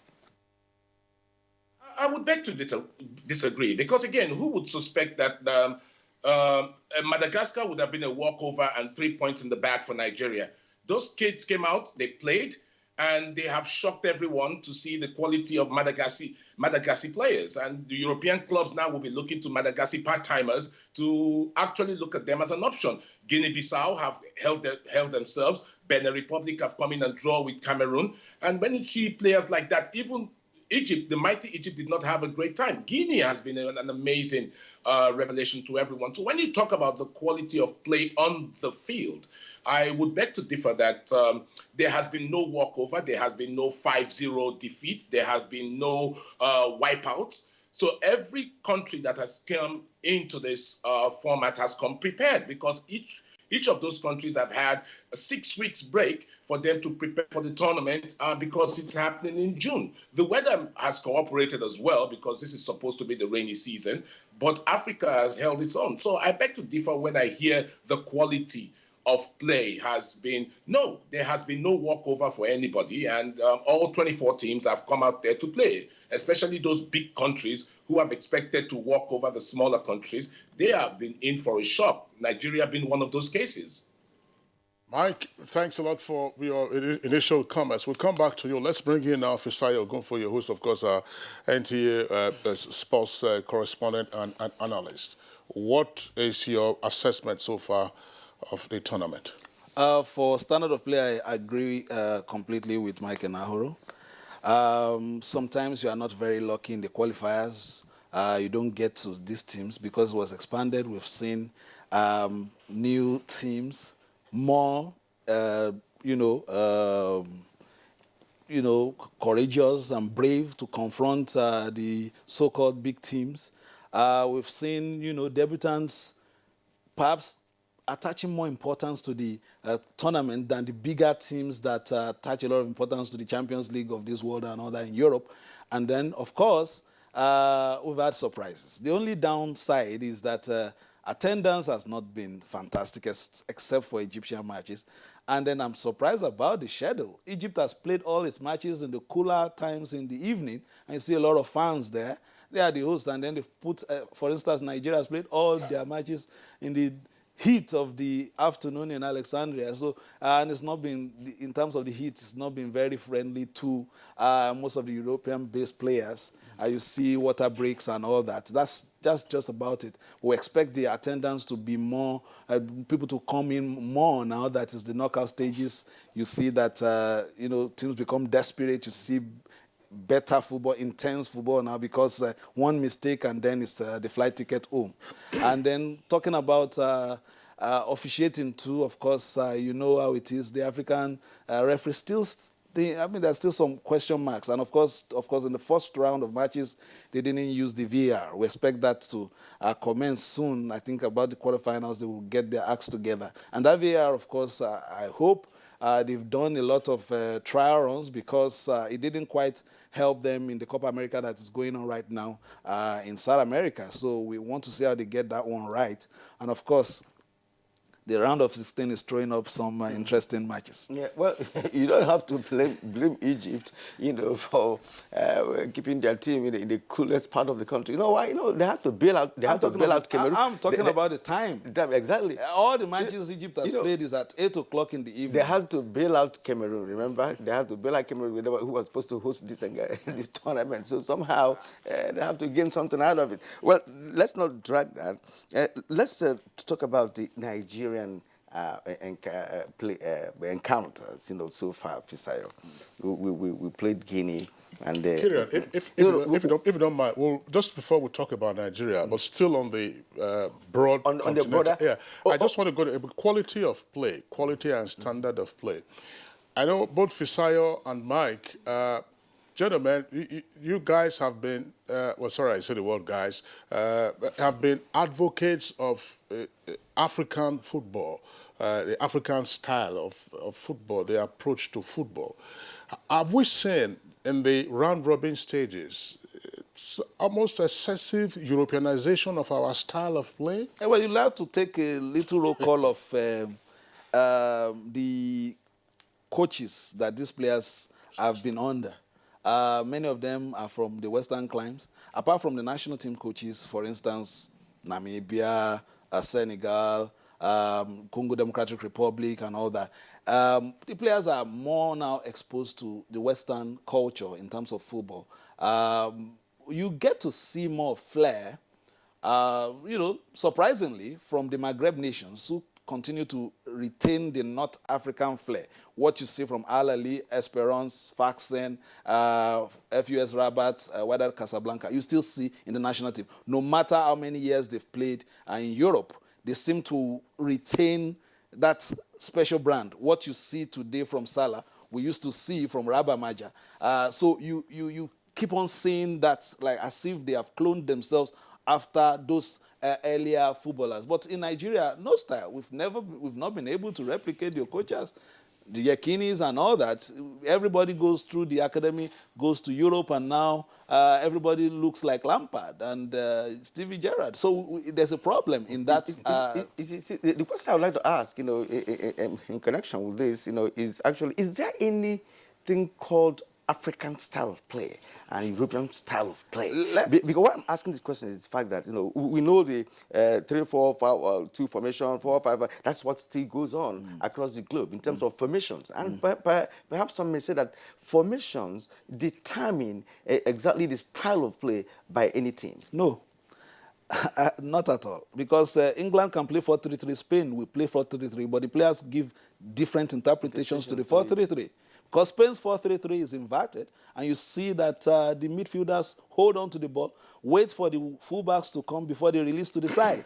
And then in England, it's direct. They play straight through the middle, straight to Harry Kane. It's 4-3-3, but the interpretation is in the player, the flair, the extra time he has on the field. For instance, there was a time in the mid-90s, Colombia came with a brand of football. Carlos Maturana was the coach. They had a midfielder called Carlos Valderrama. He would not mark. They send the ball to Valderrama, but you are sure that the players in front, Freddy Rincon, Faustino Asprilla, Ivan Valenciano, Adolfo Valencia, they will get the ball. And then we had a Brazil that had... Diogo Bonito. They had a style of football that was not concerned about how many goals they concede. They are sure to beat you 5-3. So it didn't matter. Even their defenders are more skillful than some strikers. They take on the ball, they reduce you to... before you even play, you already feel that you have lost. So your psyche is to defend and reduce the number of goals you concede. All that is because it's the interpretation of the game. We are athletes in Nigeria, and for a long time, everybody feared the Nigerian winger. Tijani Babangida, George Finidi, Emmanuel Amunike, Victor Ekpeba, we play from the flanks because naturally we are athletes. We are very fast. So even if a player is not very skillful, he pushes the ball, the defender is on the defensive because once it is about pace, it's not just about, there's nothing you can do about it. You have to be able to run to keep up. Yeah, Degbame was on the outside right. Yes. Doki Masameka was on the outside left. I would like Mike Inaharo to also speak to this issue in terms of the flair, excessive Europeanization, or you still have the flashes of the African touch at the ongoing tournament. Yes, it's still existing. And I will tell you that Fisayo is right. One of the things that all these other countries he has mentioned is that they have kept the academy system that every player that comes out of that country has the basis of the DNA of the country. So if you see the Philippe Coutinhos, if you see Firminos, if you see all the Brazilians that currently play, they have the same style. Neymar will play like any other Brazilian center forward because he went to the academy and that was what he was taught since he was 5. Now, the Nigerian system is, Fisayo is absolutely right. Because of our athleticism, we are wingers and we like to knock the ball and we like to run at pace. That's why when you see our under-17s play and our under-20s play, it shows you that they can run at pace. What has happened is we do not have the national academy structure that allows kids to be developed playing in that same style. So the kids come out and they play in a particular Nigerian style of knocking the ball and moving the ball at pace. So when they come to the national team, be you who you are. If an Iwobi came in from England, he will be taught to play in that same way, to knock the ball to the side and let the faster players move, and he will support them moving at pace. So any coach that you hire that comes in understands that this is the DNA of what he is going to be dealing with, and he would have to structure the creativity around pace play. So the difference of what we have in the country is that we do not have a national coaching technical structure that allows any coach to pick up that template and try to reform that playing style around the type of DNA the Nigerian system is. And that's where you begin to find that every coach from Manfred Hoyner to Clement Westerhoff and all the way down, Samson Siasia and co, begin to imprint their own interpretation team. And that's why you cannot get a of the Nigerian national team. We need to have a structure that says this is the Nigerian DNA. When you come and adapt it. Cameroon have Clarence Seedorf and Clivert. They will not play any different from what the Cameroonian DNA is, because that's what Feckerfoot has allowed them to do. So again, with Gennett Raw, Nigerian coach using the Gennett Raw template. He is not using the Nigerian template. He is using Gennett Raw template because we have never fed him and said, this is the Nigerian template, please improve on it. And that's why you can find that the African style of play, everyone playing today, Bahaf Senegal, and I state this, Bahaf Senegal and Egypt, all of us are playing to the template of the coach of the day. And that brings us to the issue of coach before we talk about Nigeria's performance at the ongoing AFCON. Now, look at the coaching crews of the different teams. Talk about African coaches. You know, our own Amuneke, brought Tanzania to this tournament. Look at the coaching style, the quality of coaching, that is the European coaches versus African coaches in this tournament. First of all, you may not be able to get the success of a coach from just these matches. You need to see what his influence has been in his country, in the country he's coaching. That is, how has he been able to help develop their football there, the structure behind him. And then, apart from that, how many players has he been able to, perhaps improve? And we must be fair to them as well. The time they have with the players is not much. If you're a national team coach, on the average, you get your players for 5 days in 2 months. Sometimes it's less, because they come from Europe, all over Europe. They are traveling for 2 days for a match on Saturday. They travel for 2 days, they get the rest, then they start training Tuesday, Wednesday. So you might not have much. But the truth of the matter is, it's the federation that has to, first of all, when you monitor your players, you check up on them, check their fitness, discuss and all that. You know, the Ghanaian team has a WhatsApp group, you know, to be, you know, just for instance, they have a WhatsApp, so it's like a family. So you check up on your players, you have the fitness. Sometimes, I remember, you know, when we played in '94, some of the tricks we used at that time was that we left some players, some of our best players. We left some of them, like Emmanuel Amunike, just came to do the damage in the final. We knew him in the qualifiers, we knew everything. But the opponents did not know what we were getting ready to unleash in the final. The team was so together that, you know, by the time we got to the World Cup, it was our debut match, we scored 3 goals. That was the first match of Nigeria at the World Cup. But the confidence that the team was exuding, was exhibiting in the US, you would have thought that team had gone to the World Cup once or twice before. But right now, I'm sorry, I'm not the best fan of Gernot Rohr, in spite of the qualifying with a match to spare. His philosophy of football is like a man holding his team on a leash. He doesn't want them to, you know, exhibit the best. We are always on the defensive, worried about what the other team is going to do to us, not about them worried about what we will do to them. We want to play Madagascar, 109 in the world in FIFA ranking, and you are playing 3 defensive midfielders against Madagascar. I've never seen that. We play a team like that, and then we'll play even at the beginning. We have already designed our team to contain Madagascar. Madagascar should be worried about Nigeria, not the other way around. So this has been a challenge, you know. His outlook to football is defensive, you know, and you have this in teams. For instance, in Arsenal, under Arsene Wenger, he had a guy, Steve Bold, he was this defensive coach. In Belgium, Roberto Martinez had an attacking coach, that was Thierry Henry, because they teach the strikers how to move and all that. The defenders, the defensive coach teaches the defenders how to arrange themselves and be close and mark tight spaces and all that. I think Gernot Rohr is a defensive coach because he naturally, you know, tries to shut down the other team. He doesn't perhaps think of how to do his own mapping on how to punish the other side. And that was why we lacked ideas after we had gone down by 1 goal. If that match was on for the next 2 hours, we would still not score against Madagascar because we couldn't find Igalo.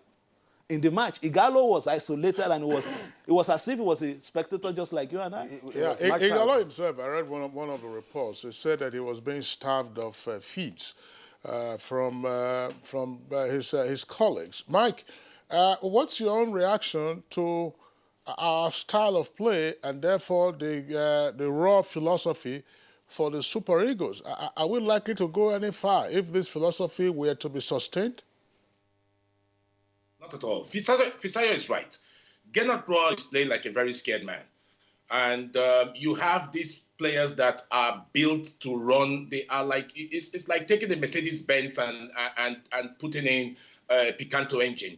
It's crazy. I've never seen anything like it. I screamed my head out when we were playing Madagascar, because here are boys who are in their prime. You have successfully gathered the youngest crop of Nigerian footballers at the prime of their lives. Let them run. Let them play. Unloose the leash. If they score, no problem. These are guys who will go back and score more. And you've gathered the guys and they are healthy and you need to let them play. Don't hold back the reins. Don't hold back the reins. There's no need to play with defensive midfielders. For God's sake, let these guys loose. Unleash these people and let them go and bastardize any team they come against. I don't see why for 90 minutes we would want to keep the ball in the second half of the field and not want to attack because you're afraid of losing the ball. Igalo can chase anybody down from the other 18-yard box to his own 18-yard box. And this is a philosophy of a Swiss-German mentality, of a man who is in his 60s, who is thinking that every kid on that field is his grandchild and he doesn't want them to get hurt. Let them play. Let these kids play and let them get out there and win or lose on their own terms. And I don't see why we should be playing defensive midfielders more than any other department in the field. I mean, I can tell you the most exciting national team in the last 20 years of Nigeria that I've watched is the one coached by Samson Siasia. You score them, they'll score you back. You score again, they'll score you again. So I think we need to be able to tell some of these foreigners that come into Nigeria the Nigerian spirit, because one of the reasons why they don't understand is they don't watch our local league. They don't live in Nigeria. They don't understand the mentality of Nigerians. So they gather these guys together when they themselves have only arrived 2 days before. And so it's just a shame that we have this, one of the best crop of Nigerians assembled ever, and then we're still keeping them with one leg chained behind their backs. I think Gernot Rohr needs to change his mentality. He needs to allow some of the Nigerians who are working with him to advise him, and he needs to listen to other coaches that are in the sphere and in the sphere of who. He should be talking to people like Clemens Westerhoff. He should be talking to people like Samson Siasia, who have handled this job before and are still very much around to support him. People like J.J. Okocha, people like Kanu Nwankwo should be the ones advising him to say, look, let this team go. Unleash the reins. If they score 3, just be sure that these guys will score 4. All right, I can really feel and understand your passion and, of course, your frustration when it comes to the pattern of football that Nigeria has displayed in the ongoing AFCON. Not just you, but all of us, who have love for football. Now, some of us who have also played football in the past. I'm not sure of my colleague, but the understanding is that we need to up our game if we're going to survive the round of 16. I don't know. I thought that we were going to spare our viewers, this banter, over. You said you played football before. Oh, of course I did. Of course I did. You played for Vasco da Gama. I played a Greater Tomorrow then, I mean, DMGS or where? Just let's discuss AFCON. I don't want to bring in Rangers and Mendel Insurance today. Kieran, actually, we have 2 sets of tweets. Yeah. We have 2 topics actually. I think we're already done with the first topic, which had to do with government role, in taming or curbing youth restiveness. So we just go to the second set of tweets, which will be on AFCON, as our guest has said with us. Amogbola Babs has this tweet. He says, while Nigeria may have qualified, it calls for serious concern that we find it difficult to find the best 25 who can represent us in the later game. Smaller countries and debutants are showing stellar performance while we are just lackluster, worrisome. Yes, and Law Alpha says AFCON 2019 taking place in Egypt is living up to expectations thanks to beautiful cities, world-class stadiums, and efficient coverage of live matches. Is there any football turf in Nigeria as excellent as the ones we are seeing in Egypt now? Shani Michael Omakoji tweets, now officiating has been fairly okay, but one wonders why they are not using VAR. We expect a competitive second round because the boys now have been separated from the men. All right, Festus Akimbo, as expected, AFCON 2019 has so far produced some stars and flops. Kudos to our Super Eagles for advancing to the knockout stage, but their performance against Madagascar was disappointing, and they need to step up their game if they must survive the knockout stage. Mike Ayakwa tweets, the performance of the Super Eagles so far has been below standard. I'm at a loss that the issue of non-payments of benefits should be a reason for the loss to the underdog. The match officials and coaching crew should appreciate the importance of Saturday's match and take it with the utmost seriousness. Chris Simeon, players in our various local leagues can perform better than those in the national team. I would like a coach to go to the local league and select skilled and talented players. Dele Jack Solomon said, now going to the round of 16, it's obvious that one of the 8 favorites, such as Nigeria, Egypt, Senegal, Cote d'Ivoire, Cameroon, Morocco, Algeria, and Tunisia, will come away with the top prize. You can't. Nigeria and Cameroon, they are clashing tomorrow, so one of them has to go tomorrow. No, exactly. And finally, from Law Alpha C, most African big weights in football showpiece have qualified with a shock from the debutant, Madagascar. Officiating has been fairly okay, but one wonders why they are not using VAR. We expect a competitive second round because boys are separated from men already. And we are being beckoned to take a short break. And we'll do just that. But when we come back, we'll continue with the rest of our discussion. Don't go away. One Football Confederation, 24 teams, 6 stadiums, 4 cities, 504 African stars, 1 trophy. The Africa Cup of Nations Egypt 2019 comes alive from June 21 with the showpiece final on July 19, 2019. Watch the 52 matches of the tournament live on Africa's biggest and largest television network, NTA, in partnership with Hotsports. Be part of the biggest soccer fiesta in the African continent as the Super Eagles go on a bold mission to clinch the prestigious title for the 4th time, to the excitement of millions of fans across the length and breadth of Nigeria.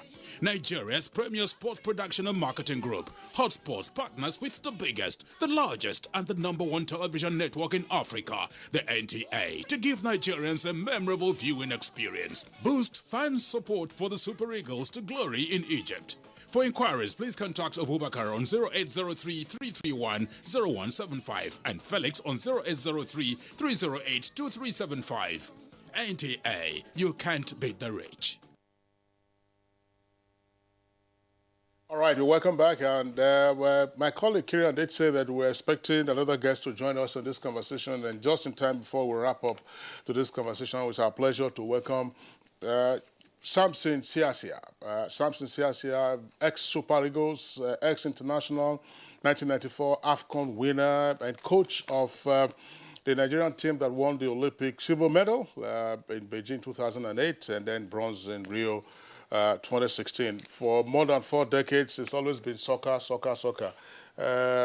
Samson Siasia, of course, was in Lafa League in those days when they were students in Lagos, and it's never looked any different from the way he has now. Samson Siasia, pleasure to have you on Good Morning Nigeria. Thank you very much. It's nice to be here. Yeah, you're welcome indeed. And let's get your own assessment of the ongoing AFCON in Egypt. Well, we actually messed up in the last game, and then that changed, a lot of things for Super Eagles. Instead of playing the weakest team, now they're playing almost a very strong team. So, well, I guess that would be a wake-up call for us because we never do well with the, teams that we don't believe that are as good as our team. So, I think Cameroon is going to give us the run for our money, and the boys will come out and play. That's what I believe. Okay, and some have condemned, or rather made some comments regarding the philosophy of football that the Super Eagles are playing at the moment. As a former coach, would you say that the real football DNA of Nigeria has not been seen so far? Well, the Nigerian teams have always been offensive-minded, and we don't see that yet. We don't create enough chances at goal. If you say Odion is one of the strikers, how many balls did he actually touch? How many chances did he actually have in the last game? So we have to actually improve on that. And we can't always play the same way. There must be an element of surprise sometimes. Checking and coming back, trying to get the balls behind the defenders, all those things we didn't see. So I think they have to go back to the drawing board and make sure they're actually very, very ready for today's game because it's not going to be easy for them. I just wonder, we keep hearing, sometimes, when we have our backs to the wall in Nigeria, we say we're going back to the drawing board. The tournament is already on, knockout stages. Here we are. What is your assessment of the tournament in general in terms of the quality of play? Is the tournament living up to expectations in terms of an upgrade? I don't think so, because if you're looking at where we came from 94 to date, I think there should be a better improvement than what we saw or what we've seen.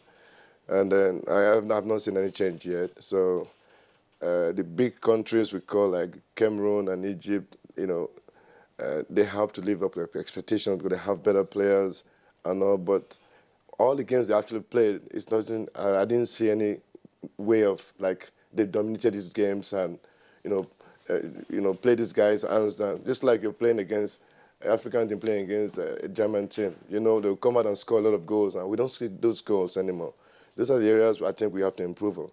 Instead of committing, fouls around the 18-yard box where you have a chance of giving the opponent a goal. So these are the areas where we are lacking as African countries.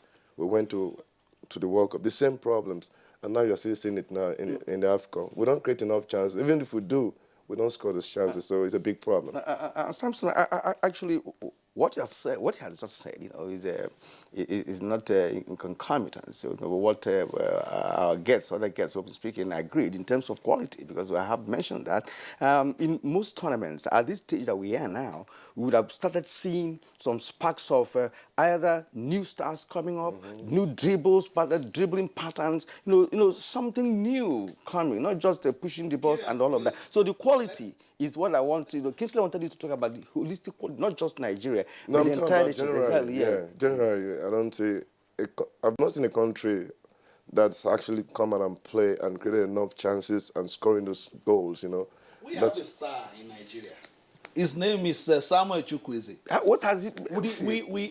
We just definitely don't. I don't know why the coach played him in one game and then kept him somewhere. But this boy's price tag. What did he do in that one game? It was fantastic. Put Messi in the game. 5 minutes. You show you that he's Messi. But he wasn't Messi against Brazil. We saw Messi a couple of days ago. He was complaining about VAR and all that. But Samuel Chukwueze has a price tag of about almost 60 million. No, but let's see that price. Let's see that price tag manifest. I'm saying he played the first game. He was one of the best players. All of a sudden, they put him on the bench. The last game, he didn't even come in. I don't know why it is that we have players who can sprint, who can dribble, and they prefer defensive midfielders who can run 10 yards. I don't understand that. We have Onyekuru on the bench. He was one of the best players in Turkey this past season. He has not kicked a ball. He has not kicked the ball for the Super Eagles in this tournament. It's not as if we don't have players. I don't know. I don't know. But, something everybody knows about what you went through. But is there an issue with our soccer management, so that by the time we get to the elite stage of competitions, all the crises just begin to bubble up? Well, there's a lot of crises all this time, but you guys won't know because you're not close to the scene. We are closer and know exactly what's going on. You're talking about allowances and all. These things shouldn't come out at all. It shouldn't come up at all. Falcons, they had it. The under-20s, they had it. Now the Super Eagles. So how do you actually concentrate and actually go out and play? So it's a big problem. There's a big mess in that Nigerian Football Federation. They have to do a better job. It's not working, and we'll have to find. We just keep talking and talking, but we don't find solutions. Matters are rising, but matters always arise, but we don't solve them. So it's a problem. That's a big problem. It's only when we come to watch the Nations Cup, what's the Super Eagles playing? How did they prepare? Do you know? You don't know. There are some other things that are going on in that Super Eagles camp that you don't know anything about. Just like you said, Chukwueze is a great player. Why haven't they played him? He played one game and that was it. If you play Chukwueze and Simon left and right, these guys you can't stop them. Why put them on the bench? Why take them there? That guy is a revolution in Spain. Why bring him? All right, let's get the reaction of our guest in Belgium, Vaskap, Mike and Ahro. You've listened to Samson Sasia. Me come over too. Samson is right. And Fisayo is also right, because I can tell you this. Why do you have Mustangs that you just put in the corral and not let them run? We have the youngest forward lineup in the last 20 years that we've seen. Why would the coach just hold up the reins? Samson is right. All this has to do with the shenanigans happening in the back end of managing football. The administration has never, ever been right, perhaps a couple of times. Look at Osimhen. We need to get all these young lads, we need to let them out. These are all the capacities and the future of Nigerian football. We need to be able to not let the boardroom affect the field. And most of the times you see that the decisions that are being made, even the most uneducated Nigerian football fan would look at the selection, would look at the playing pattern, would look at the structure in which the Nigerian team is set up on the field and say, what in God's name is this? And once you can get to that point, you would understand that we have a problem. And this is where boardroom decisions and back-end office decisions carry through and the coach are being instructed to play. Again, Nigerians need to understand this. We've taken the best 23 players that the eggheads who are managing our national team believe that are good enough to represent us. But we have not been able to put 11 of them on the field to execute. What Samson is saying is right, and I think we need to carry through and just go through where we can find a structure in the Nigerian Football Federation that allows football on the field not to be interrupted by their own decisions in the boardroom. Okay, Mike, thanks a lot. I wanted you to translate the greetings between yourself and Samson earlier, but we don't have enough time. We'll come back to you to get your closing thoughts, Mike. Samson, before we introduced you, both Mike and Fisayo were talking about what should be regarded as a Nigerian DNA in terms of our soccer disposition and how we play and grassroots development. You can't plant any DNA in me now, neither yourself. How well are we doing with regard to grassroots soccer development, which is what you are involved in now?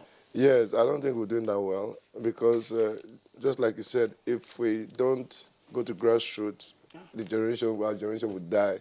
And without grassroots, it's going to be a problem. So who's going to take over from the likes of us and those other ones that are playing? So we need to fund the grassroots. We have academies, we have clubs that have, if you don't have academies, how do you train the young ones to take over from there? While we're in France, the academy is there. As soon as you're good enough to play in the first team, you join the first team. Why they sell the older ones and why you have a chance. We don't have things like that. Where's the funding? I have an academy, but we're suffering. We're actually, we're managing ourselves. It's very difficult. From whom do you expect funding? Mm-hmm. Government or private sector? Government and private sector, because they have this thing they call the CSR, Social Corporate Responsibility. They can use the funds from there to support, grassroots. But we don't worry about grassroots. All we worry about is AFCON. Before these players will get to AFCON, they have to come through the grassroots. Right. Well, so we need to fund that grassroots. Gentlemen, time, is just running out. So we have to close this conversation at this point. Well, tomorrow is a D-Day for Nigeria, meeting Cameroon. Yes, of course, because we've suffered in the hands of Cameroon over time. For now, it's a round of 16 and somebody must go. I think as Fisayo did point out, somebody must go tomorrow. No, well, let's not be pessimistic. Let's wish the Super Eagles all the very best, in tomorrow's match. I mean, if you go to the World Cup, Samson Siasia scored a fantastic goal against Argentina in 1994. I mean, Samson Siasia, remember that goal? You scored against Argentina. That team had Diego Maradona. Exactly. Yeah, so he scored 2 against Cameroon. They mastered Cameroon. Each time Thomas Nkono, all the great players of Cameroon saw him, they were all shivering. So we hope that they will shiver tomorrow when they face the Super Eagles. On that note, we'd like to thank our 3 guests who've been with us in the second conversation that we've had this morning. Mike Kenahoro joining us via Skype from Brussels in Belgium. Mike, thank you very much for your contribution. Also here with us in the studios, ex-Super Eagles player and ex-Super Eagles coach, and of course a medalist with the Olympic teams that he coached in silver and then also in bronze. Samson Siasia, thank you very much. Great having you on Good Morning Nigeria, and best of luck with your academy and indeed others who are into the academy. Our own Fisayo go for you, whom Kirian Mayo said that you were an ex-boxer or something, I'm not quite sure. Or perhaps combine that maybe with... somebody who looked like me. That person must have been a weightlifter. No, Fisayo, you told me the story. You told me the story. Okay, of course, my colleague Kirian Mayo has been here with me, of course, in the course of the program. He said it was greater tomorrow. I didn't want to ask him. I asked him GMGS. He said no. I didn't want to ask him about CKC. Where you had the late Nnamdi Nwokocha, who was a key striker. Have you forgotten about Kulere Comprehensive Secondary School? Ask him whether I was a footballer. Of course, you don't know where it is. Yes. That's Nightmare. Exactly. Okay, on that note, we'd like to thank you for tuning in. We wish you a lovely weekend.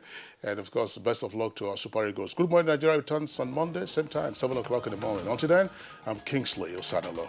And I'm Kieran. You might have a great weekend.